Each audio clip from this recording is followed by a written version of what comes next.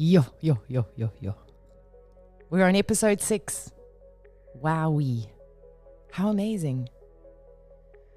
So now that we've spoken to a few South Africans, both living in South Africa and living abroad, I can see and feel how this growing Yussus community is finding its place and space in the world. I'm also starting to notice that there are so many different reasons and circumstances for people to stay in SA, but also as well as why people are now deciding to leave. In upcoming episodes, you will continue to hear the various reasons why people have left SA, as we will now start to listen to South Africans living in the Netherlands. Yes, but the more episodes I record and upload, the more the rainbow light of South African people shines brighter and brighter. How lekker. In today's episode, we chat to a South African-born skater, surfer, and graphic designer who grew up on the shores of Cape Town. His love for adventure and for his wife steered him to explore the lands of Europe to enjoy a new lifestyle. An entrepreneur at heart, with a keen eye for design, plus a lust for good food and a daredevil spirit, he found a way to navigate his life in South Africa to stretch across the world to overseas lands. He spent time as a contestant on the South African reality show, The Ultimate Braai Master, which unknowingly shaped his destiny.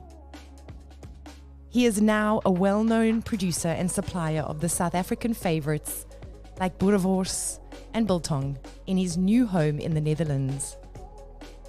A caring father of 2 young children, a loving husband and dedicated entrepreneur, he embraces his new life in Holland with South African style. He is Carl from Runda.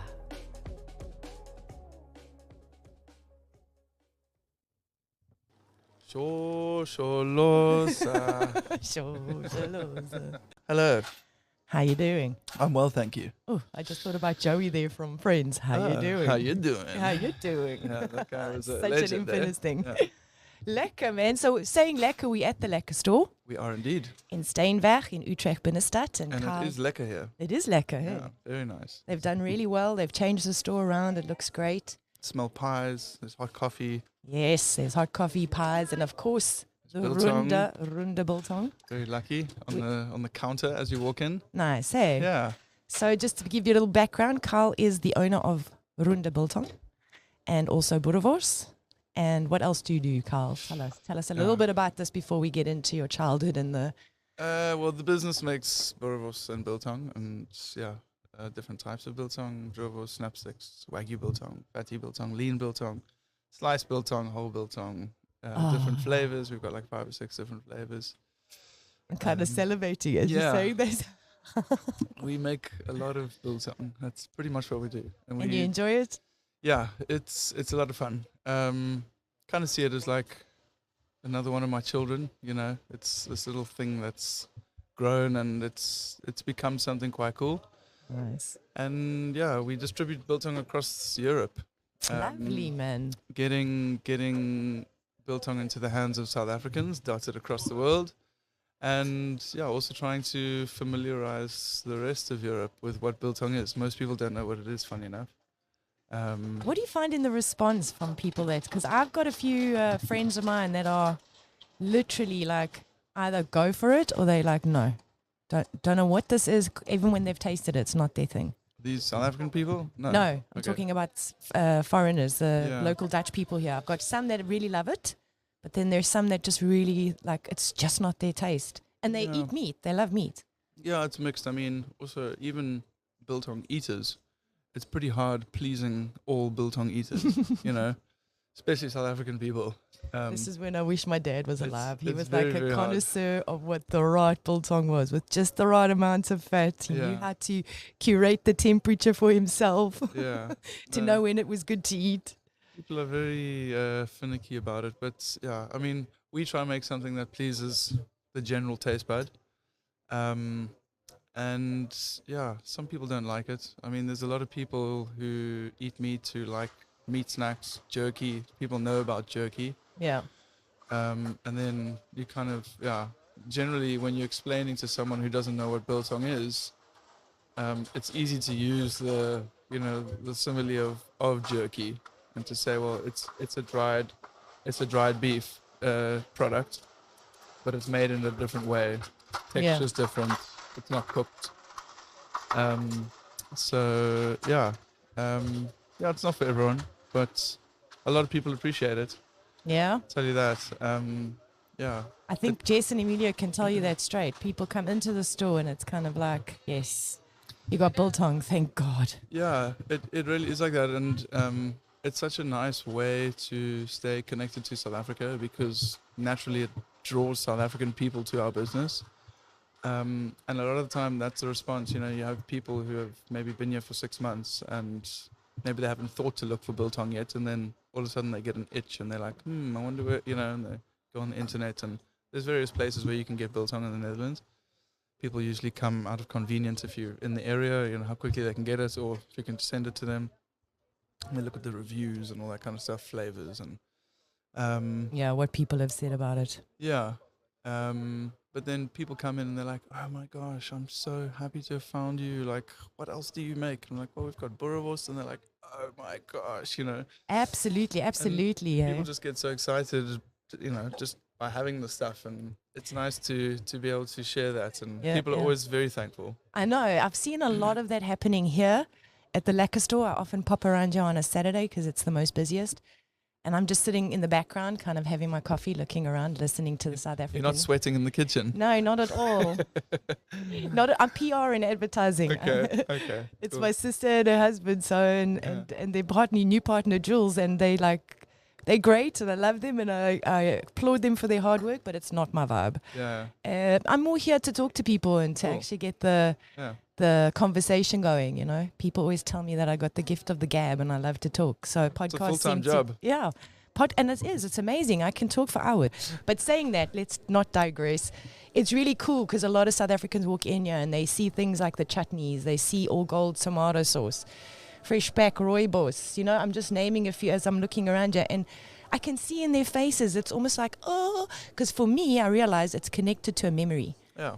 Like a Boerewors roll memory for me is outside Macro in Meadowdale. I'm from Joburg. Saturday morning. Parents went in for shopping, but it was always lekker to have that boerie roll afterwards. That was the excitement for Dania us. chutney. The bright green one. The best. So lekker. And then I suppose the same for biltong. Biltong for me has always become something that's like a great snack. Whenever I eat it, it does make me feel like South African. I don't know what the association is, but I realize that maybe in the reflection of seeing how the foreigners aren't really into it. That's also interesting to see that even though they love meat, it's something, but maybe because I've grown up with it, it's still got that nostalgia. Yeah, it's very different. I mean, from a marketing point of view, biltong here versus biltong in South Africa, it's like a very different environment. I think you have to take like a bit of a different approach, You don't need to sell biltong in South Africa. It sells itself. You just need to put it there. True. And people come and grab it by the handful because it's a culturally ingrained Go to Spa in Bedford View and it's like you got a selection, bro. It's got paprika, it's got blue cheese, it's normal, it's streaky, it's the variety, and it just pops out of their counters like. Phew. Yeah. Here people don't have that. I think a lot of the time when people first try biltong, they'll buy 1 or 2 small bags and be like, this will be enough for the month. Yeah. South African people are like, they order it by the hordes. We need stock. And you can see, like, when orders come in, you can be like, oh, that's definitely a South African family. That's definitely a South African family, It's so lekker. Yeah. But it'll grow. You'll see. It'll keep growing and it'll keep getting an upward climb, because I'm also realizing more and more South Africans are coming here. But then also more and more Dutch people in the Netherlands are opening up to the taste of South Africa.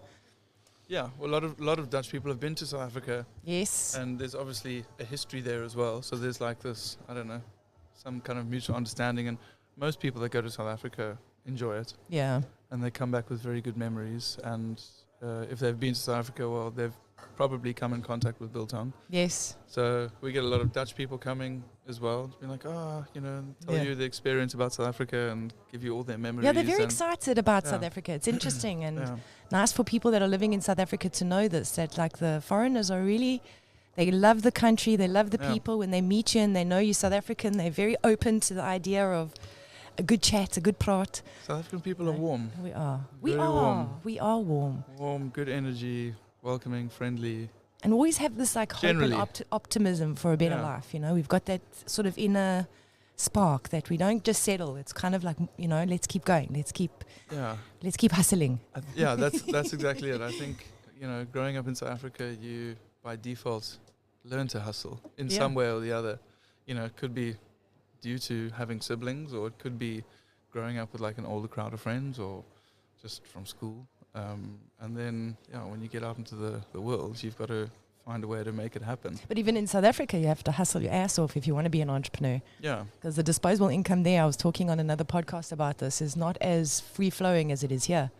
A lot of the disposable income is given to security. Well, it isn't disposable income because it's security, medical aid, children's schooling, like what else are we talking about? Like other security things. Other security, there's so many things constantly. Even just driving around Johannesburg, at some point it costs you, because if you're a kind-hearted person like me who cannot stand to see the beggar standing at the side of the road. Yeah. There's controversy. Don't give him, because he's never going to get out of it. But to be honest, sometimes if you look at people and their circumstances, like it's going to take a hell of a lot for them to get out of that. Yeah. So here's a 2 rand coin, a 2 rand, and off you go. Do whatever you want to do. But you can end up spending 50 rands. You know what I mean? In one day if you're driving around all the time. Well, yeah. But I think that kind of hustle as well, because you also have to try and get people to connect with your brand. If you were trying to do this, say for example you had switched roles and this was something Dutch you were taking into South Africa, I think it'd be quite difficult. Yeah. Because even if people wanted it, if they don't have the money at the end of the day, they don't have the money at the end of the day. Yeah. And it's not really relatively that much cheaper. I know this country is very expensive, cost of living here. Yeah, it's high. It's high, but South Africa's not so bad itself. It's high cost of living there, considering what they earn and the economy and exchange rates. Yeah. So anyway, let's now talking about South Africa. I want to come back to a few questions about where you were born, get a little bit of groove on who you are as a person. Cool. Yeah. So I'm a Capie. I was born and raised in Cape Town. My family all come from Zim. But my folks left after the war. Okay. Settled in Cape Town. Where in Cape Town? I grew up in the southern suburbs. Okay. So like between, I would say Lakeside to Bergfleet. Okay. We moved around between, Lakeside. We lived in Berkeley, we lived in Tokai, lived in Constantia a little bit. Southern suburbs. So that's like the Muizenberg and that kind of vibe, that side. I spent a lot of time on the coast. I grew up surfing. Nice. I think from the age of 10, I had my first surfboard. Had a good group of mates, and we were all sort of beach bums. We spent most of our time outside of school, skateboarding, surfing. Skateboarding. Being outside, And then I was at high school at Wynberg Boys. Cool. And then, it was rugby, water polo, cricket, all the general stuff, Oh, my brother would love to have a conversation with you, I'm sure. Yeah, it was good fun. After school, I traveled a bit, didn't study for quite a while, probably too long. Probably should have studied sooner, but I had quite a bit of free time, and I was just like waitering, and I lived in London for a while. Worked as a labourer there. Came back home. Met a girl. She was on a good path. Yeah. Met a girl. That's where the story changes. Yeah. Yeah. And I was like, this girl's pretty nice. And she was studying and very intelligent. You meet her in Cape Town? Yeah. Nice. We were waiters together. Oh, nice. And It's a lekker will to be a waiter, hey? Yeah, it was fun. A lot of fun. Like the money was easy and you spent it easily as well, you know. Yeah, and the graft wasn't so bad, and you were always constantly with different people, and as long as your kitchen was good, you had a good vibe social, going. Yeah, very social. And regulars and the money didn't last on most of the time. Like in those days, it was like you'd earn money that day and you'd spend it that night before you get home. You know. Oh, I tell you what, that was my craze as well. It's getting it weekly. You just. And then when I went on to a monthly budget, when I started getting paid monthly, I couldn't handle it. Mid-month, I was like, Dad, I need money. And he's like, listen, if I give it to you now, next month this time, you're coming to me as well. So just hang out. But yeah, anyway, then I went to study, got a degree. I spent 3 years studying, and that was enough for me. What did you study? I studied branding and communication, marketing, digital media, that kind of stuff. So I ended up working in ad agencies, design agencies. Nice. How did you find that? Because I also studied advertising, but I only did a 1-year course. I'm talking 97. And I just really couldn't find a job. Everybody in the advertising world was like, sorry, we need somebody with more experience. And I was like, how do I get experience? It was cool. It taught me a lot. I mean, it gave me some nice skills. I ended up, while studying, I started freelancing as a designer. Oh, nice. I think my first job was making business cards for our counselor on site. We had a counselor at our college, and she's like, oh, can you make me some business cards? I'm like, sure. Made her like an invoice. Did you mention where you studied? I can't remember now. I studied at Vega. Okay, so it was one of these... Vega, Cape Town, it's an advertising school. Yeah, I was at Burnham Business College in Call It Drive. So it was like, it's more chilled, more laid back, and the lecturers and the teachers, they were much more... it was very nice. Yeah, it was chilled. I was also, I don't know, I was probably 6 years out of school or something like that already. So most of the people in my year were like straight out of school. Okay. I was like quite old in my year.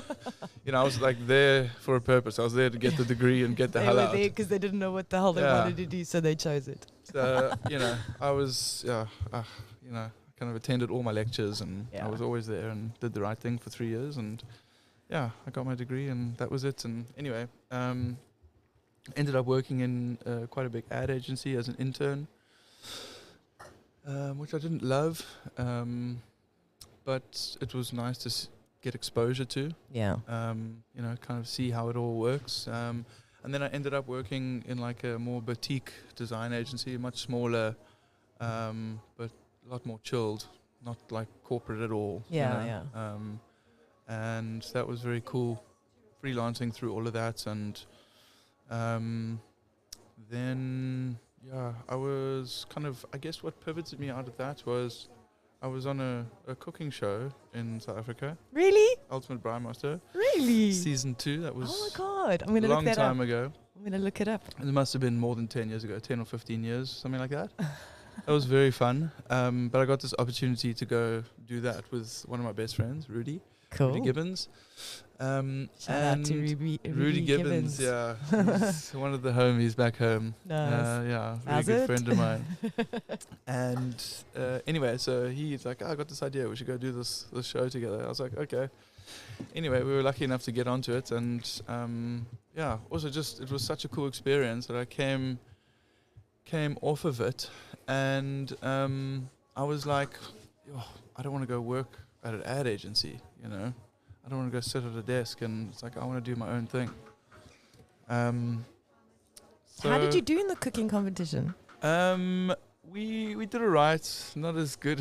It was kind of a fail in the end. Like essentially what happened was we ended up getting into like an elimination round, and then we had to serve this breakfast one morning.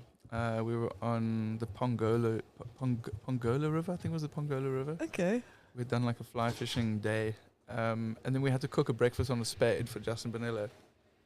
And the boerewors that we served with our dish was a bit undercooked. Oh! It was like a bit raw Isn't inside. Isn't that so ironic? And now you're selling boerewors, hey?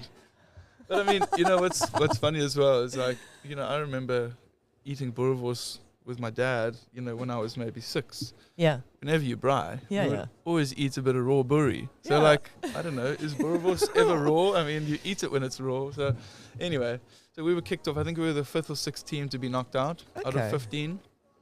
So it was Not quite bad. sad. That's good going. It ended in tears, and it was very sad because, like, we Oh. spent time with these people on the road. You like travel with the crew, and it's all like. Do you want to just give us a quick, brief understanding of what this competition is about for people that aren't from South Africa, that they get to know what it is? Like, Yeah, I mean, essentially, it's a like a reality cooking show, but it's a road trip. So it started in Durban. Each team got a car. There's 15 teams of 2 people. Everyone got a car, yeah. kit, braai in the back type of thing. Very cool.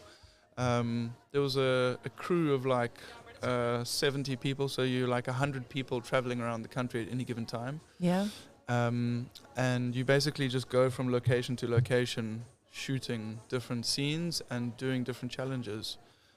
So like we were in like a game park, then we went to like a scuba diving resort, and then nice. from there we went to like a Jazini Dam and stayed on a houseboat, and then So it was actually like an adventure and a collective consciousness with people that you spend time with, and then when you were eliminated, it could be it was devastating. very devastating. Yeah. I mean, I think we were only on the road for like 2 weeks or something like that. It felt like a lifetime. Yeah, but you're seeing them 24/7. So. Yeah, and we just did such cool stuff. It was one of the best trips I've ever done in my life, and everything obviously was like covered and paid for, and Oh, that's lekker. there's like a camera that follows you all the time, and you get used to that, and it's So you're a celebrity, hey, Carl? No. I mean, I like Can I get your autograph? I like talking about Braai Master because it was such good memories, and Yeah, I made very good friends on the show, and just it was pulling just your such a leg. cool experience. But yeah, no, I wouldn't go as far as a celebrity. I mean, No. we were on TV, but no, it was a long time ago. It was fun. Cool, man. That's nice to hear. So then was that then when you, what did you do after that? You didn't want to go to advertising, you were saying? I just said, yeah, bugger that. I don't want to Yeah. go back to a desk A job. desk, I was yeah. like, we were like, we're going to open a food truck now, or Oh, we're look at gonna, all like, inspirations and we were ideas. like very inspired. That never happened, but we did actually start like a little catering company. It was our team was called Hayes Base Boys. Oh, that's And such a then lekker name. We Hayes Combase. we continued that with like we had this little catering company, and we used to do like weddings and 50ths and whatever came our way. It was fun. It was always just a party for us. And this is all back in Cape Town. Yeah, Okay. and we got to make a little bit of money on the side, but it was. And you were with your girlfriend at the time, yeah. who's I now was. your wife. Yes. Okay. Yeah. Cool. Yeah, and then anyway, that I guess just led into more freelancing, and then I ended up I was waitering. I used to work at Jonkershuis on Groot Constantia wine farm. I don't know I don't know it, but I know Groot Constantia wine It's farms. the I know. oldest wine producing estate in the Southern Hemisphere. Yeah, Wow. I worked there for like 5 or 6 years. Cape Town's got such beauty, eh? Yeah, it's wonderful. It's a beautiful restaurant. It's like a 500-seater restaurant. It looks over the False Bay. Oh, Parked off on the Constantia Valley nice. hills. Nice. Yeah, beautiful spot. But yeah, anyway, and then essentially my wife got through work got an opportunity to travel. Okay, so what was your wife doing?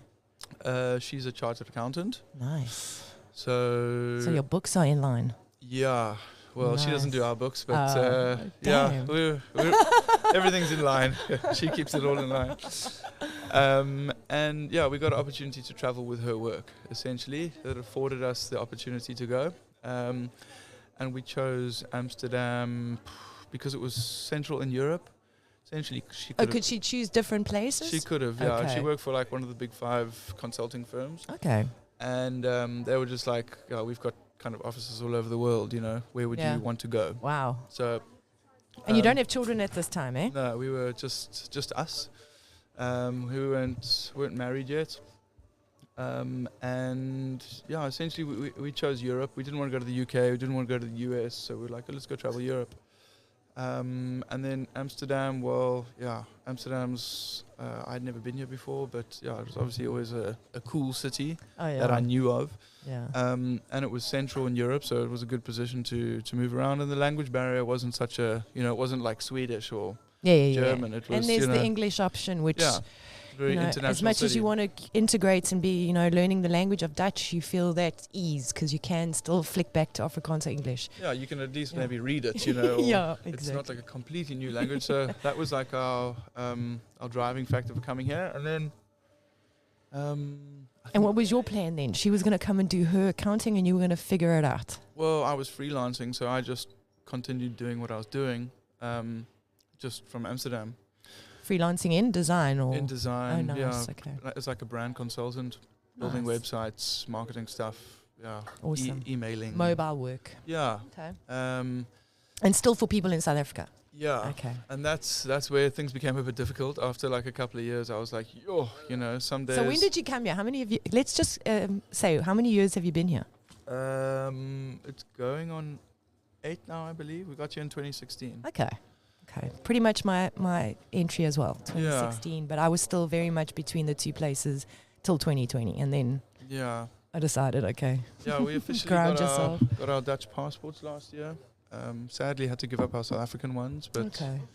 yeah, we kind of made that decision when we got the opportunity to stay, and that was through my Because you wife's came work. through a work visa and you don't have any heritage here, so you guys got your passports after 5 years. 5 years. You had to be here before you can do the application. And Is the application difficult? I get the application is not difficult, but you got to do like a series of exams, the integration exams. So you've got to be able to speak Dutch. You got to know stuff about the culture. It's just sort of general terms and conditions of the land, Yeah, T's and C's apply. Yeah. But still cool that you got the opportunity to be able to become a citizen here. Yeah, After 5 years. Sad that you had to give up the South African, but also, at the end of the day, I presume your kids were born here. They were. You guys are doing well here. You still have family, obviously, in South Africa. It's a bittersweet, Yeah. I still consider myself 100% South African. Yeah. All my family is still back in SA. I miss South Africa dearly. Yeah. But, I kind of see it as like it was a different phase of my life. And, I think the foundation. Yeah. The foundation phase of your life. And Yeah. that's to branch out. Yeah, it shaped us, shaped me at least. And, I think for kids and stuff like that, I think we got the opportunity to get a Dutch passport, which is quite a strong passport. It is. And It's ranked up in, I think, the first top 3 or 5, something like that. Top 5, I think. And those opportunities don't come around that often. So we thought, let's take the opportunity, and it will, I think, allow more opportunity for our children. That was the sacrifice. But we have a good life here. We're happy. I think, we live a But pretty... also great for you and your wife, because you both got the opportunity now to explore her through her company and growth within her company and rank. Yeah. And then obviously for you to explore your entrepreneurial side in a more stable environment. Yeah. Because, like I say, there's a lot of disposable income here, and there's a lot of growth opportunity for an entrepreneur. And also job opportunities, because I've also heard the statistic that there's more jobs than people here. Yeah. Which is so ironic when you look at South Africa and there's more people than jobs. So yeah. I found, at some point I was like, okay, I can't continue working for companies in South Africa and living here. It's just like, it was not sustainable. So basically what I did was, I'm like, okay, cool, I'm going to go find another job here. And I was love like, that. okay, So South African. Okay, cool. I'm going to switch gears. Well, I was like, let me just go find somewhere cool to cook, because, I've always had like a passion for cooking and food and stuff like that, but it was never a job. Yeah. It's and more a hobby. Yeah. And then I just thought, well, let me just go find a place where I can go cook a few nights a week and have some fun and meet some people. And that was kind of how I started building a network. And after doing some search online, I found a company called Braai. Nice. And I emailed them and I said, I'm your next employee. And they hired me, and I used to go cook there a few nights a week. And funny enough, I started making biltong for them. Oh, great. That's so amazing. And they were my first customer. They're still a customer today. Oh, wonderful. And that's actually how Runda sort of started, was through that. Nice. The name? Well, it's essentially beef, bovine.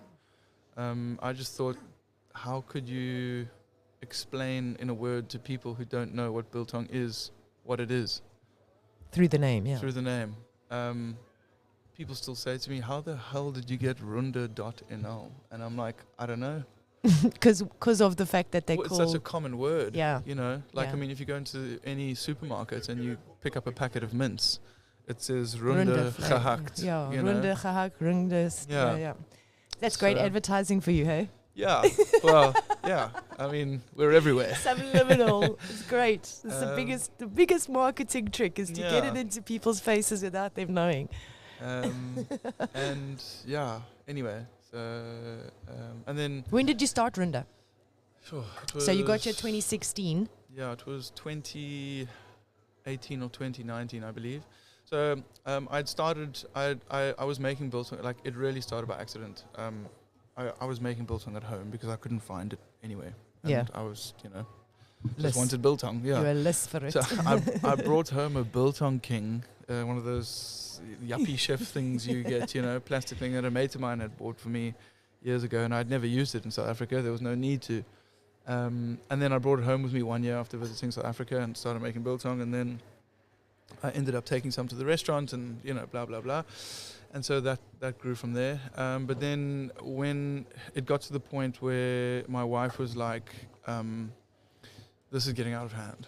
Like, there's meat hanging on the balcony, there's meat hanging in the living room, it's in the kitchen. I'm going to work smelling like meat. Oh my God, I'm picturing it. Yeah, she's like, you either need to stop And the this. places here are not that big, eh? The houses. It's a small so- apartment, 1 bedroom, 60 square meters. There was like 30 kilos of meat hanging around at that time, and Oh my God. yeah, I remember we had some. Your wife is a mensch. We had some friends staying with us. Rudy, actually, he had come to visit us, and I remember they were staying with us, and they were sleeping in the lounge, and I had like 30 kilos of biltong hanging in the lounge as well. Did you take any photos of that? I've got some pictures, from those days somewhere in my. It would be awesome to see them. Yeah. So if it's you've quite got them funny. and don't mind sharing them, we can Yeah, also put it up when I'll try we dig create the try video. dig it up. So you're saying like 2019, that was 2018. So 2019. I was doing it on my own for like a year, just selling to Braai, basically this company. They opened up a few more restaurants, so that's when it started getting a little bit out of hand. And you had already started, you didn't start it as Runda, you just no, had it it in wasn't normal Runda yet. packaging, it wasn't anything branded yet. Called what was it called? Jeez, I can't remember. It was Biltong something. I didn't really. Yeah. Anyway, Doesn't matter. Let's keep Runda it on was people's it was a minds. sticker, with I can't remember the name. Yeah. But anyway, then when it started getting out of hand, I was like, okay, I either need to stop doing this and just pack it all up, or I need to find a place to do it. And then someone introduced me to the guy who made all the meat for the restaurant that I was working at. So he had this big production kitchen. And I cycled out there one day on my bicycle with like a piece of biltong, and I'm just like, hey, I'm looking for, I make this product at home. I'm looking for a place to make it on a bit of a bigger scale. And essentially that was the pivotal moment, actually meeting this guy. Okay. His name is Wesley. Shout out to Wesley. Wesley's my partner in Runda. We are nice. 50-50 partners. We started Runda together. So essentially, I came along with a concept and a product and a bit of a vision. Is he local? Is he from South Africa? Or is he's from Amsterdam. He's a proper nice. Amsterdammer. Lekker. He has another company called the Dutch Proud. Okay. They are a meat production company. Nice. And so he has a production kitchen. And basically, long story short, he said, you can come and make biltong here. Nice. Just like, as like a favor. And then at some point I realized, I'm like, I don't know anybody here. This is like way too much for one person to do, because I was working for a startup at that time as well. Okay. I was on a contract with this sort of like NGO type of thing. It was an educational funding platform that we were building out. I was also freelancing as a designer and building websites and all of that stuff, like I mentioned before. And I was also working in the kitchen, so it was quite full on. And then Too many hats. Yeah, and then I'd started this little biltong thing as well, and it was just like, it was crazy. I mean, I was honestly, I I was making biltong at like 3 a.m. till 7 a.m, and then I would, go home and work at my desk for the day, and then go to the kitchen at night to go work behind the barbecue. Echte South African gees, hey? It was, put your nose to the grind and go. You got to make it work. The rands didn't go very far in Amsterdam. And at some point, the biltong started showing some good signs. Nice. And I was lucky enough I was making the biltong and serving it in the restaurant. Okay. So I could, I could see people eating it, and I was like, there's something to this, And then at some point, I was like, okay, there's too many things going on here. I need to just, clear my mind. And then I kind of, bit by bit, just cut off my freelance work, and eventually we sort of parted ways with the startup that I was working for, and I just went full time with Runde. Nice. And we kind of, during COVID, where we saw some really good growth, and I was like, there's really something to this. And so when did you start developing the packaging? Was that all during COVID time? And how did you experience with your company? Was it just starting up, of course, and then you had COVID hit so that people could still buy it online? Yeah, because I was doing all these other things while making biltong, it was never, in the beginning I wasn't depending on it. It wasn't like I wasn't depending on it financially. So like the first 2 or 3 years we didn't take any money from it, it was just like hobby, and just fun, and just belief that it would go somewhere. Hope, I guess. Yeah. And then, from there, kind of lost track of your question, to be honest. No, I was just mentioning that, did you start the branding straight away in COVID times? Because it was 2020. You kind of went together with Wesley in 2019? 2019, yeah. And then you kind of started on, because why I'm asking the question basically is also just to highlight the differences between South Africa and the Netherlands during the lockdowns. Because here on this side, we could still have everything bought online. Yeah. Online did not stop. It was just a contactless delivery, which meant that you weren't allowed to get to the delivery guy when he came, right? Yeah. And the thing is, at the end of the day, in South Africa, there were essential items only allowed to be sold online. So a lot of businesses that were non-essential and were online based were screwed. Yeah. Not to mention the retail outlets and everything. Obviously here, every retail outlet did at some point have to close down, but then they had the online support because they all had web shops. Well, I guess it all started, it was slow. It first started with a sticker that went on the box. Okay, yeah. And then it was like, when COVID sort of kicked in, it was like, okay, well, now everything has to go in the post. We were in the beginning kind of delivering to restaurants and just to people, know, and I was like delivering by bike type of thing, just one-to-one, taking cash and that sort of thing. So cool. And eventually when it was just like post, we're like, okay, cool, well now we're sending stuff in a box, so we need to kind of present it nicely, and it needs to look nice on, when it gets received. And because there's no human contact, so you want the packaging to speak for that. So I guess it evolved from that. And also you're getting meat delivered to you, so you kind of want it in a package and not just like a you have to seal it, because I mean we send biltong across Europe, and sometimes even if a delivery goes smooth, some parts of Europe it can take 5-6 days to get there.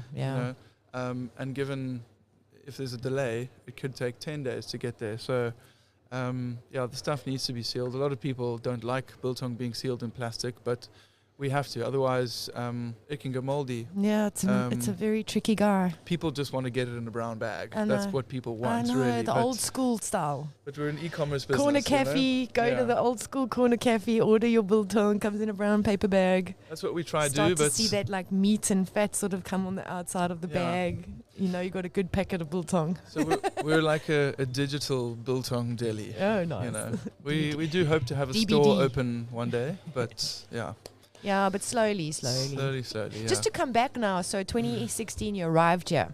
I just want to briefly mention your children. So they were born here. Yes. You got how many children? I have 2 children. Okay. So was this all happening at the same time as well? And was your Thankfully wife not. pregnant No. with anyone when you were 30 kilos of meat in her house? No, we were 3 roaming citizens. We were just having a jaw. You know, Okay. we were traveling, backpacking, just going to festivals, visiting friends, seeing as much of Europe as possible. Nice. And that's the nice thing about being in Europe, hey? You can just get through, well, being in the Netherlands, you can get to parts of Europe so quick and easy. It was so strange, you know, like literally we would always travel with a backpack each, so that we didn't have to like check luggage in and out. Yeah, and that just made it possible to travel from like a Friday to Sunday. Yes. So we would leave on like a Friday, maybe take Friday off work, Yeah, or yeah. leave after work on a Friday. And, you know, maybe it's you going to Belgium or Germany or whatever it is. It's quick, 2 So hours. it's quick, Yeah. either a bus or a quick flight. Yeah. And what we would do is like get on our bicycles from our flat with a backpack, cycle 10 minutes to the train station, get onto the train, few stops to Schiphol, on an aeroplane, and you come back at the end of the weekend, pick up your bike and cycle home. And How amazing, hey? bizarre. So bizarre. It is bizarre if you come from South Africa, because that's just Very. like, what? And your bike's still there a lot of the time, you know. A lot of the time it's not. Yeah, but on a general, hey? On a I have general. this theory that your bicycle never actually belongs to you in the Netherlands. Like it actually belongs to the city, or it belongs to the Netherlands. And yeah, because your bike. How many bikes have you lost? To be honest, I've never had a bike stolen. Oh, no, me Touch too. wood. Touch wood. Never. I have 2 bikes. I've still got the first one that I bought here in 2016. Oh, nice. But yeah, my wife's had a few stolen. You know, everybody knows someone who's had a bike stolen. Yeah, exactly. And everybody's had somebody try offer them a bike for 10 Yeah. euros, a tincture. I've had a couple of those. You know, Especially here in the city, you know, it's Yeah. more common. we were like, we're leaving a club. It's late night. We're like, bug this. We don't want to walk. You know, Yeah. let's buy a bike from someone. Yeah. Anyway. Yeah, no, it's crazy. So yeah, no. So when did we have children? 2021. Okay. That was So when you've our got son very was young born. kiddies still. Yeah, 3 years old, and our daughter. Was your wife pregnant during COVID? During 2020? She fell pregnant during COVID. That's when we decided to have children. Yeah, I think a lot of people were. Yeah. Sort of close proximity as well. What else did we do? Look, I mean, we've been joking. married for. It was a good time because you guys had also traveled and seen a lot. We had done a lot, yeah. So you kind of had that out of your system in a way. Yeah, we'd traveled, done a lot of partying, a lot of exploring, and it was just like, it was a weird time during COVID. You know, everything changed. It was almost like a reframing, a restructuring of where people were starting to figure out. Like I was traveling a lot before that, and it grounded me. Like, oh, I have to think: am I going to be here or am I going to be there? Yeah, yeah. There was a lot of that going on. I can't do just floating anymore. It's got to be a little bit more specific. So. We even considered, you know, like, what are we doing here? You know, like, why? Like, are we staying here? You know, because our life, everybody's life changed, but all the things that we were enjoying about being in Europe stopped. Yeah. And we weren't traveling anymore. Even like the friends that we had made, we weren't seeing our friends anymore, and the social aspect of it changed, and it was just like us a lot of the time. Yeah, I get it. And then we were like, okay, what are we doing, you know? And then, I mean, we've been married now for 8 years. We've been together for 15. Wow. So it was kind of like the logical step for us, you know? Nice, and it was an organic one, never really anything to a timeline, but sort of let's see how the cards fall. She just like, she one day looked at me and she was like, I'm ready. And I'm like, oh my God. We were on our way, we were going out for some drinks, and we were in the back of a taxi, and like she just looked at me and she's like, I'm ready. I'm like, funny because there was no reference to what she was talking about, but the way she looked at me, I'm like, I knew. Oh my God. I'm like, oh, you know.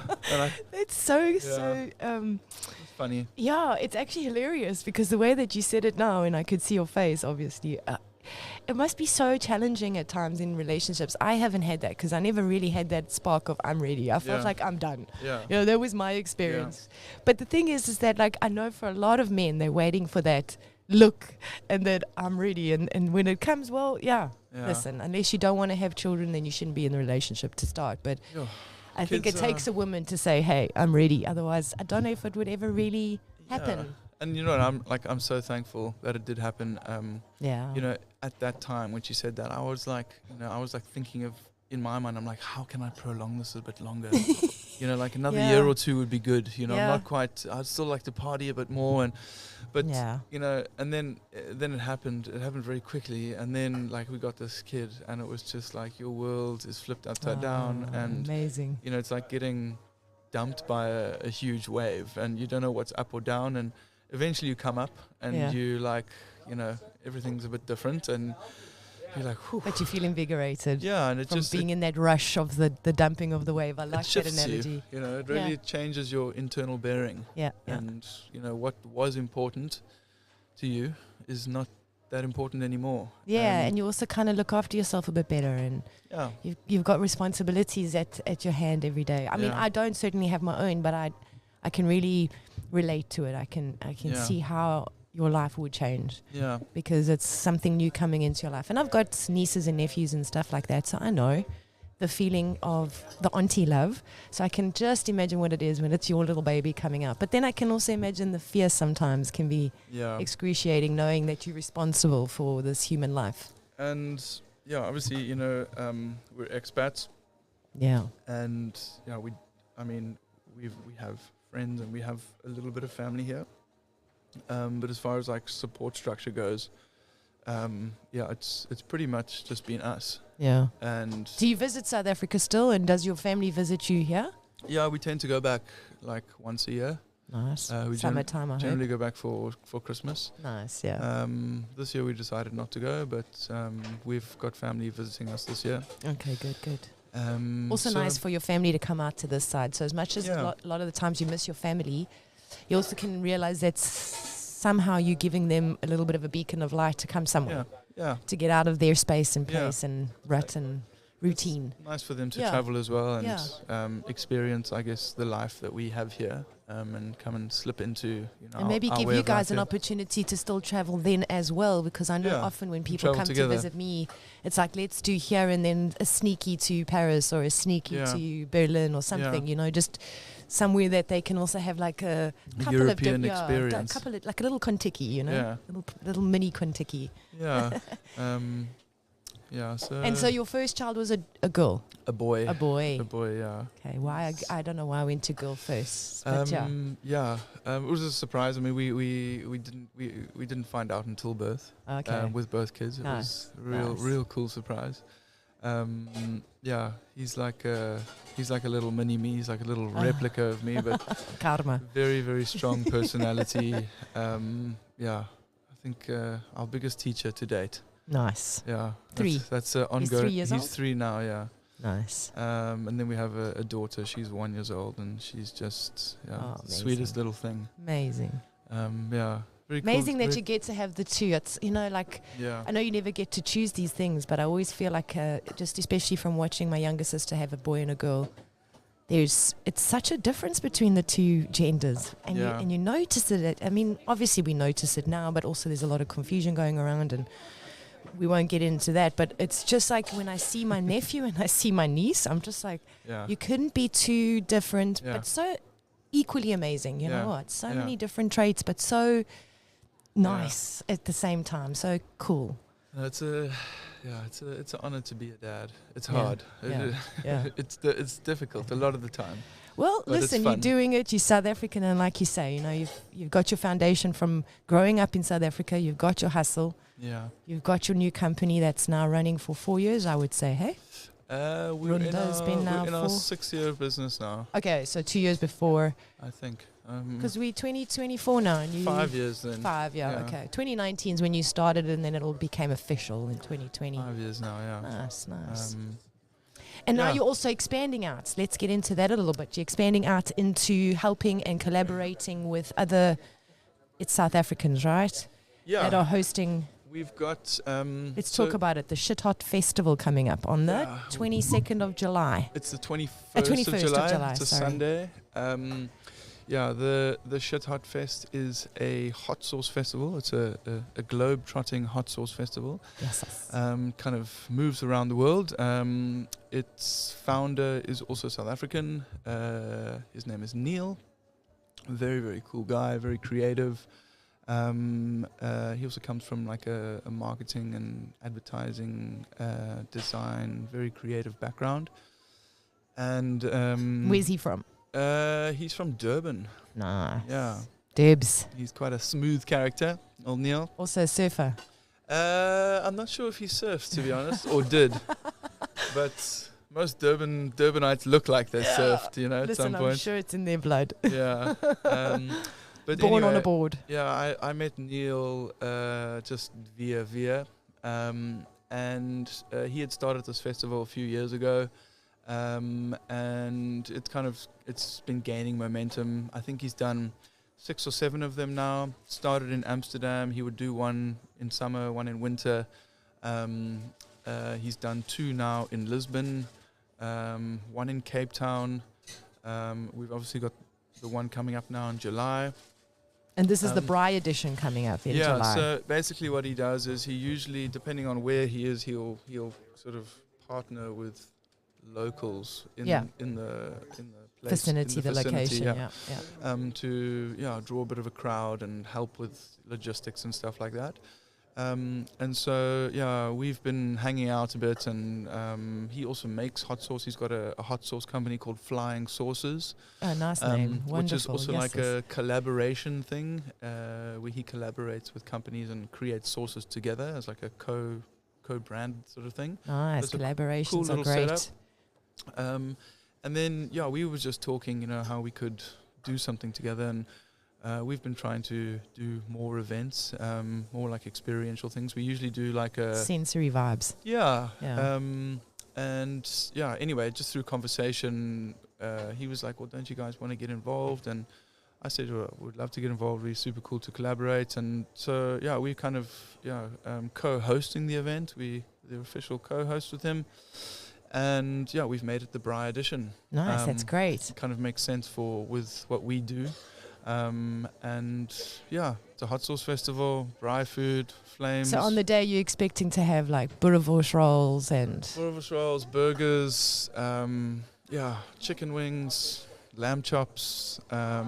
There's going to be... anything you can braai. Braai broodjies. There's going to be corn on the cob. There's going to be loaded fries. Millies, don't say corn on the cob. It's millies, man. Millies. Millies. Met boter. Yeah, there's going to be a bar. There's going to be music. We've got DJs coming to play. I think we've got now over 20 hot sauce vendors, all mostly from the Netherlands. Brilliant. So they'll come and showcase their creations. Oh, that's wonderful. There's a chili eating competition. Awesome. Which I think starts with jalapeno and ends on like a Carolina Reaper type of thing. Yeah. So it's going to be a lot of fun. Nice. And then we've also got some desserts coming from... we've got the Lekker Store. They're coming to do a dessert table. Nice. Peppermint crisp tart, milk tart, Cook Sisters. I think maybe you know more than I do. But listen, I love you. Yeah, we're waiting to see what they're going to deliver. But that's pretty much the vibe. I know it's going to be good. And then we'll also be here as Yussus. We'll offer an opportunity for people to come and say how's it on the day. If you're South African, come and tell us what you think of the boerie roll. Yeah, and speak to the South African people. We've sold... and the sauces. Give us the opinions on sauces, and we can get a whole poll going on. We're hoping to have a lot of South African people there. We've sold a few hundred tickets already, the early bird tickets. Nice. So this is Sunday the 21st of July. Yeah. And what time does it start? It starts at 12 o'clock, 12 till 7. It's at a venue called Lagerfeld, which is in the NDSM in the north of Amsterdam. So Amsterdam Central Station, hop on a ferry, takes you across to the NDSM, and then it's like a short 5-minute walk into nice. the It's even an adventure to get there. Yeah, it's most very people haven't taken that ferry before. It's in the port, so there's like these big cargo ships parked around you. Oh, that's lekker. It's a very, very cool environment. Nice. And we just need to hope for some good weather. Yeah, listen, I'm going to put out my Vuju, Muju, Kuju, whatever, and pray for that, because I think it will be an absolute amazing experience for people to come through under the label of the Shit Hot Festival. Showcasing the sauces. Kids are welcome. Come get some boerie rolls. Come get some South African vibes, some Cook Sisters. Come say how's it. And just come and be part of the South African collective that is so strongly growing here in the Netherlands, which is wonderful, because it's nice for people like us who miss home and don't want to forget about our South African roots. That's exactly it. And kind of just integrate the two, and bring it together. Yeah. do the South African thing. And tickets and everything like that. I mean, obviously, I'll put a link into the bio when we finished with the podcast, so people can actually go to it. Thank you. And then just listen. I think at the end of the day, if you've got any questions, we'll also put your details, maybe your Instagram page and whatnot, so people can also contact you directly. We've got all the information pinned to the top of our Instagram page. Nice. Tickets are available on Eventbrite. We're also doing a hot sauce competition. So if you're a hot sauce maker and you want to submit your hot sauce, we're going to give away a nice big prize of biltong and hot sauce. Yeah, that's lekker. So it's going to be a fun day. We just need the weather. Well, saying that, is that not something you miss about South Africa? Because I wanted to ask you, what do you miss about South Africa? What don't you miss? I miss a lot about South Africa. I miss the people. I miss the warmth. I miss the weather. I miss the ocean. I grew up in the ocean, spending a lot of time in the sea. So and the South African ocean, hey? Yeah. Because there's oceans here, but they're not the same. Yeah, it's not the same. And I've been a surfer most of my life. And I've kind of had to pack that part of me away. But I want to start surfing. Do you know that? I've got this urge within me for the last year just to get into learning how to do some surf moves. There's and a lot really of surf get on a schools board, here. you know. Yeah, there's a lot of surf schools. It's just the weather's not so nice here. So I was thinking of going to meet my friend in Spain. She's got she was the one that sparked an idea with me because she's been doing it. But she's also like, it's not as easy as you think. No. But the wetsuits are thicker here, so the cold water shouldn't be a problem. Yeah, true.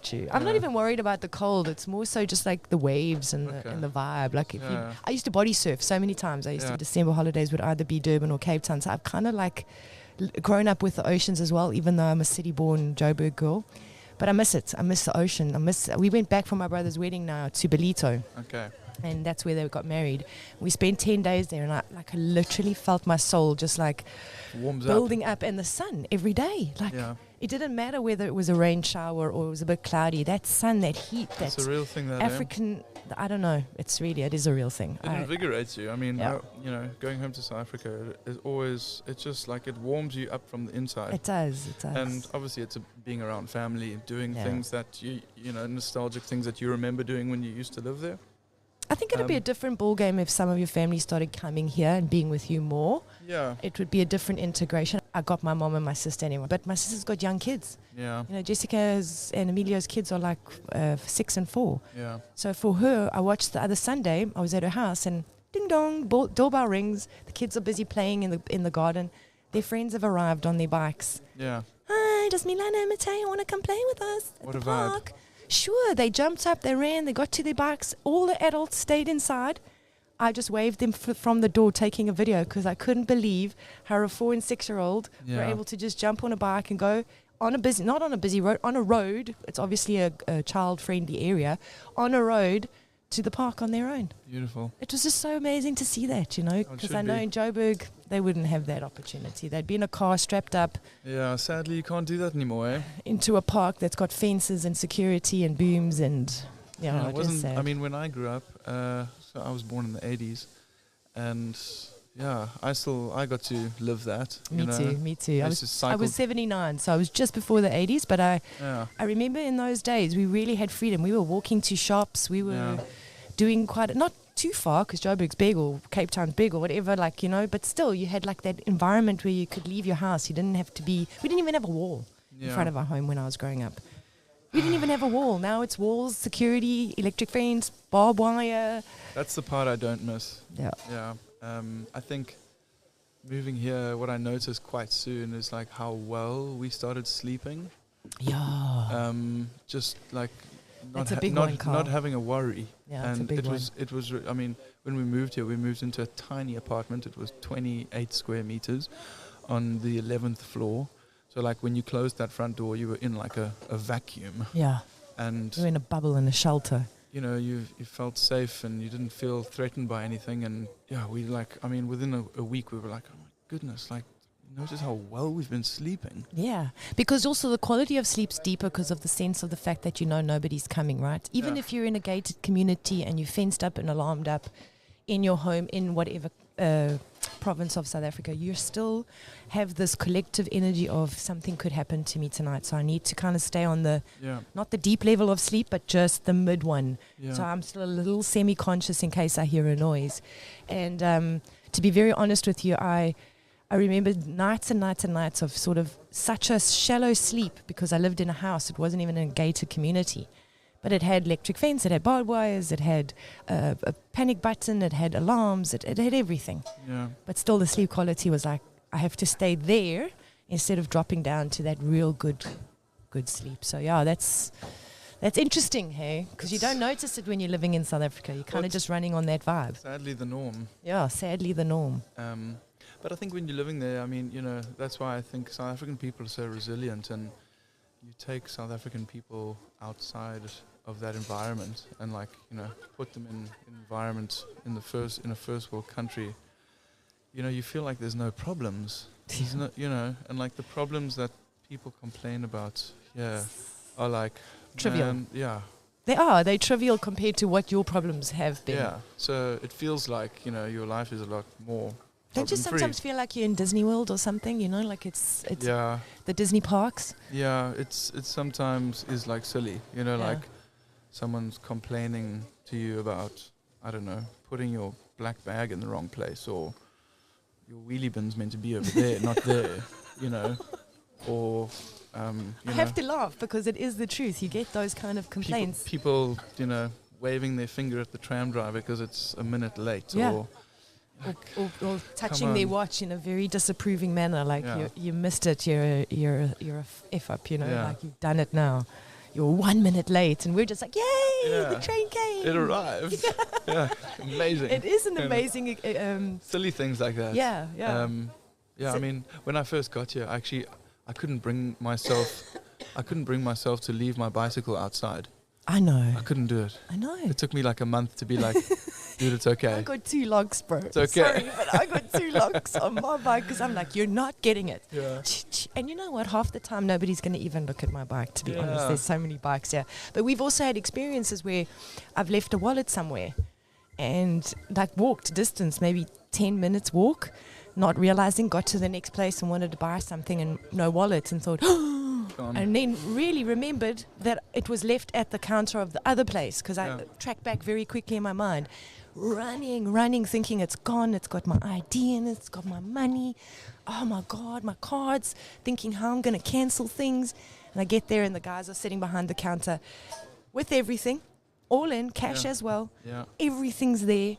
Trying to find out if there's an ID so they can find me on Facebook. Yeah. So they can find me on Facebook to tell me I left my wallet. I'm just like, really? Yeah, we've had similar things as well, like at a festival, like lost a jacket, lost a wallet, lost, pair of shoes or sunglasses. Yeah.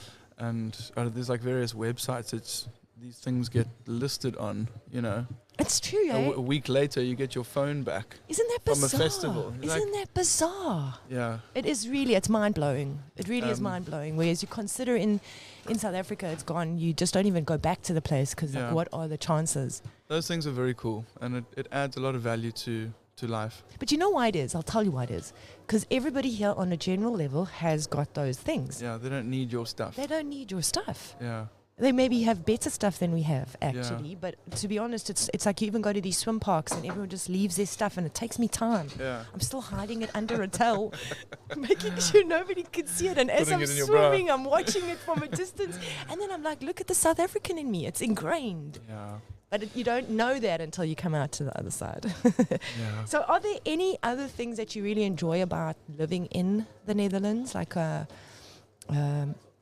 I don't know, we've talked about the train systems and the bicycles and the freedom that we have here, but any other nice things that you can think that you could do here that you couldn't do in South Africa, really? Well, one thing would be business related that, as an entrepreneur, I saw like so much support from, for entrepreneurs.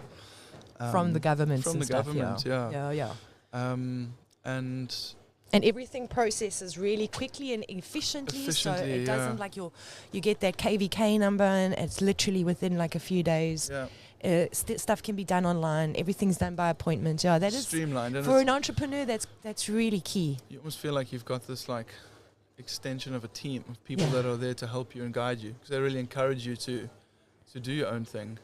And it's just a matter of actually doing it. And then, there's just like, through that, you have all these companies that reach out to you and, check if they can help you with this, help you with that. It's like a database, I think it is. Because also when I started my companies, I also found they're coming through like, okay, so now we've got this kind of insurance that you may want to take on your company, or we can offer you recruitment of employees if you want to find employees to help you, with growing and starting up your business. So that's, it's a very good... Almost gets a bit spammy after a while, but, that's, I think, a first world problem. Yeah, but listen, they're also very efficient on their postal system here. Like, I have never in my life received so much post that I receive now, because everything's done by post and everything's done by a letter. The envelopes and the paper, especially those blue envelopes. The dreaded blue envelopes from the tax man. Otherwise, life is good. I really don't have too much to complain about, to be honest. I'm very grateful for having the opportunity to live here and have a family and experience running a business, and also experience running a business where you are promoting South Africa. That's another very key thing to remember. It keeps me with one foot in South Africa, and keeps me very close to the South African community. And I think that's important, eh? Yeah, and I think I'm just very lucky that happened, because the business kind of happened by chance. It wasn't like I'm gonna make a biltong business. I wasn't like, I've got this great idea. It was more like a natural progression. And then I had all these things going on, and then I was like, I kind of had to choose one at some point. I think that's really beautiful, and I think maybe possibly you're also always just following what felt good for you, was where it got you to that. And I think that's one of the other things about living in South Africa. Sometimes you wake up, most days you wake up just not feeling good, because there's so many things to go through. So many challenges, so much chaos. That you don't have that energy and that extra time. But I also wanted to, just before we wrap up things, I wanted to just quickly chat to you a bit about South African words, because we've been doing this kind of theme on every podcast. Like, what are the South African words that you use here, still in your day-to-day life, or maybe have used when you were younger, maybe not so much anymore? Like how's it, and lekker, and yebo, and things like that. Are there specific words that you really like hold to? There's a few, I suppose, probably like the more common ones. I've been listening to myself saying for the last hour. Probably you're going to have to delete some of those out of here. This is what it's all about, because there's probably around 70 in there, I think. But I use that a lot. My brother and I started the first podcast saying we say and and I say how's it quite a lot. I use the word brew a lot. Brew. Brew. Jol. I use the word lekker. I don't use the word jol. I mean, if I'm making an effort to be South African, I would pull that one out. But it's not really in my vocabulary. Do you find you losing a little bit of the slang that now living in this environment, and then maybe when you come out to see a South African, it just automatically revives itself again? I think... I don't know, I probably wasn't like the most South African person in South Africa, even like, I was being a surfer, and I was more in that like surfing scene. Don't the surfers and the skaters have slang? Bro, lanku, bro. I was more in that kind of vibes, phase. Yeah, but that's still very South African, just the surfer side of it in the skater world. It is. I guess as I got older, I maybe just started speaking a little bit better. Yeah.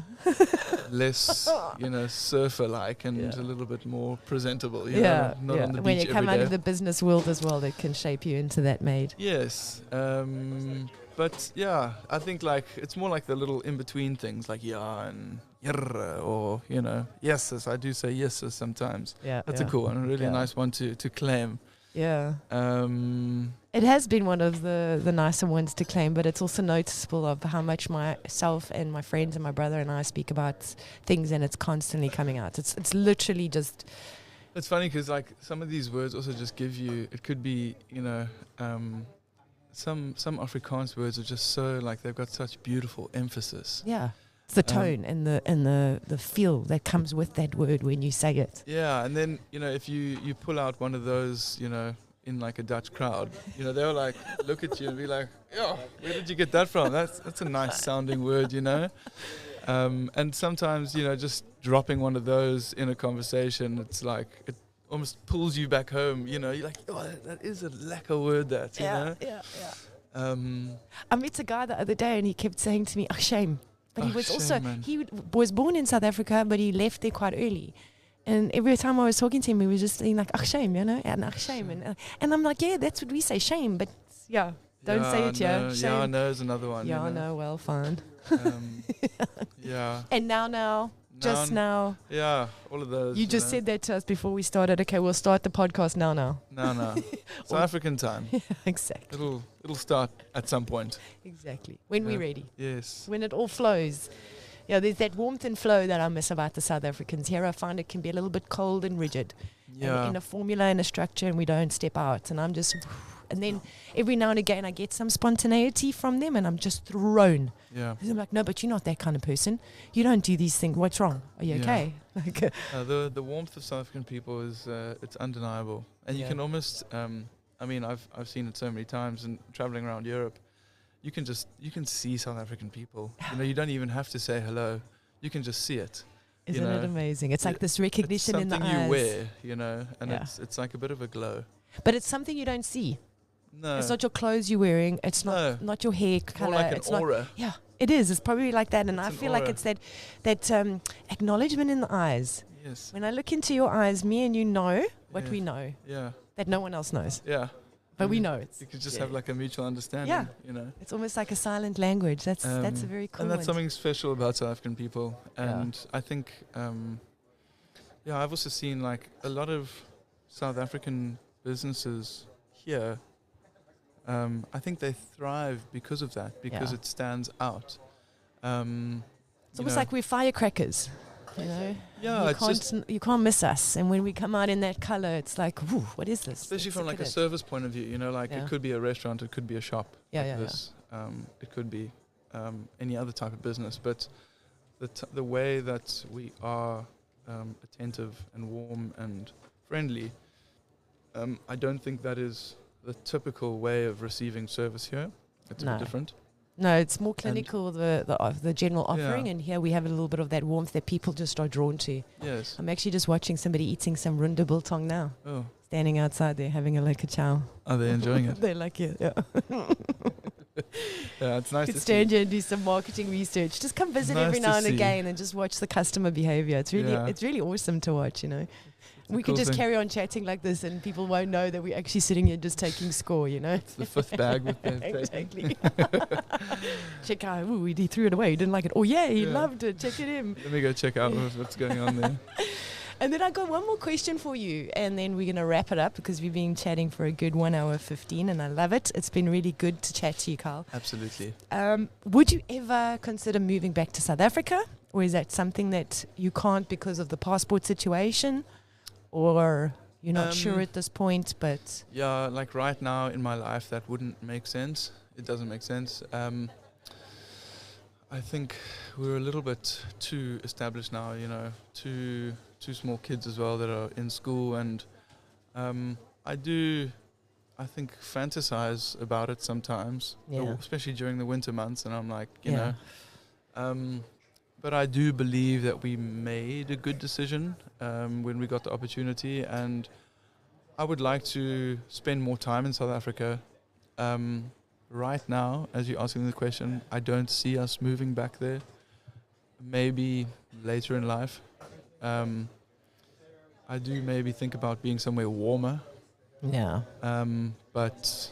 And when you say warmer, meaning like somewhere where the sun shines a good deal of the year and not just sparingly. Yeah, maybe like somewhere more Mediterranean or somewhere closer to the sea.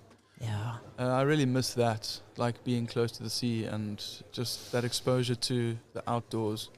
I mean, you know, Netherlands, there are parts of the Netherlands that are beautiful, you know, like the woods and forests and, yes. You know, the coasts. It's still nice to go down to the seaside, but it's a different type of coastline and it doesn't give you the same kind of satisfaction as, you know, sitting on a beach in South Africa in Durban or Camps Bay or, you know, somewhere up the west coast. Yeah.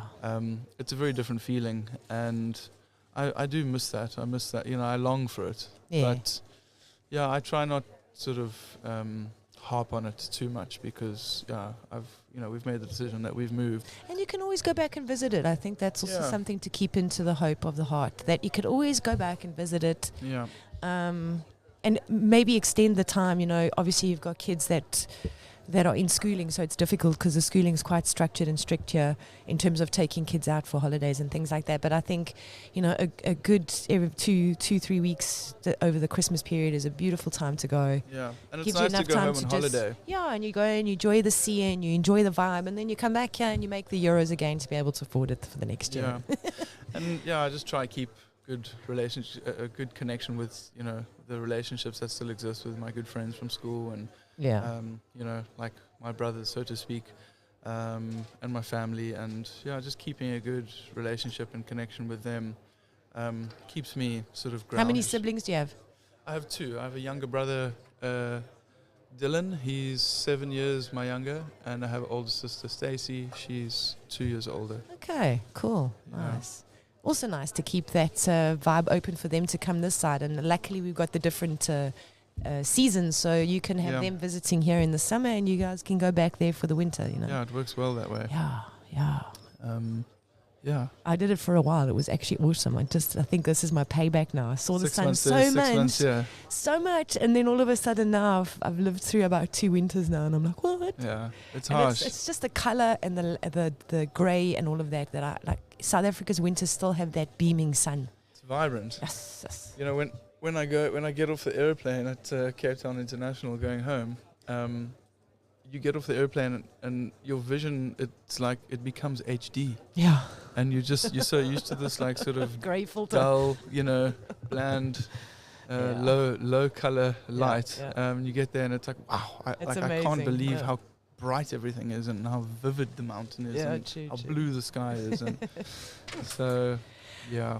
No, cool. Well, it's been lovely and lekker and you for having awesome me to today. chat today and Yeah, to very just nice to explore chat. your history and story and where you've been and what you've done and where you are and everything. So thank you for your time. I really appreciate Thank you it. for having me. It's very nice to sit here and chat to you. Yeah. Coffee's and, very good at the Lekker store as well. coffee good at the Lekker And store. Lots of nice smells coming from here, from the kitchen. So pass by if you're in the area. Nice smells, nice people, Yes. good food, That's what it's about. awesome vibes.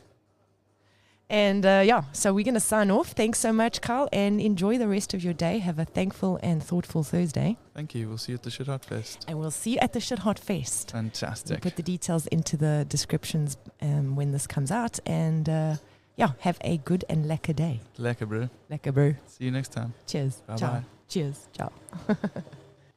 Sholosa.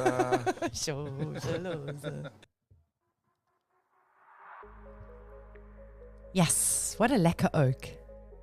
Thanks, Carl, for letting us peek into your life story. Your sharing has tapped into yet another colourful dimension of the stories that South Africans around the world carry in their rainbow hearts. And that was so much fun. A big shout out to the Lekker Store for allowing us the space to record these podcasts. I can truly say that the energy and vibe in your store is magnetic and warm, like only South Africans know how to offer. And the pods recorded in the Lekker Store have an extra dash of South African schmack. Because there's nothing better than sharing a conversation with a fellow South African with the smells of Boerewors and vetkoek sweetly caressing your nose.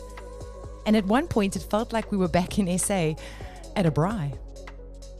It's also so heartwarming to see the South Africans pulling together and collaborating brands and services like the Lekker Store and Runda are doing. So keep going, Oaks. You're going to rock the Netherlands hard with your South African gees, ne? Talking about collaborations, Yussus and the Lekker Store are putting their hearts and minds together to offer a community space for South Africans living in the Netherlands so that we can keep the South African gees thriving, because we are stronger together. We will be chatting to the amazing team at the Lekker Store soon, so watch out for their unique, courageous and adventurous journey that's got them to where they are today. And in this episode with Carl, you heard about the Shit Hot Festival, which is happening on the 21st of July in Amsterdam. And this collaboration of South Africans is electric and explosive, literally. as it is a hot chili festival. Names like Runda, Flying Saucers, Lekker and Yussus, just to name a few, are South Africans at heart and coming together at the Shit Hot Fest to offer chutzpah and gees to this awesome event. So get your tickets today and we'll see you there. Yussus will also have the podcast equipment there on the day, so come and chat with us and give a shout out to Mensa back home while chowing a rundaburi roll or a stick of milk tart or the infamous sweetness of the good old cook sister from the Lekker stand. I'll put the ticket links in the description below. Sure, I'm looking forward to this. Big time. Right, so that's all, folks, for today. And as always, thank you for watching and listening and being part of this KIF collective of South Africans around the world. And if you are interested in sharing your story and you've started to feel the South African gees spark inside of you, then visit our website podcast page and submit your details. You can find us at www.yussus.co.za.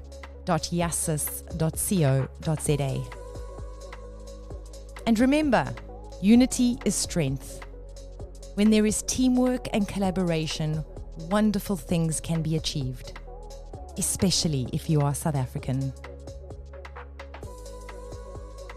We are Yussus, South Africa's wildest, alive with possibilities.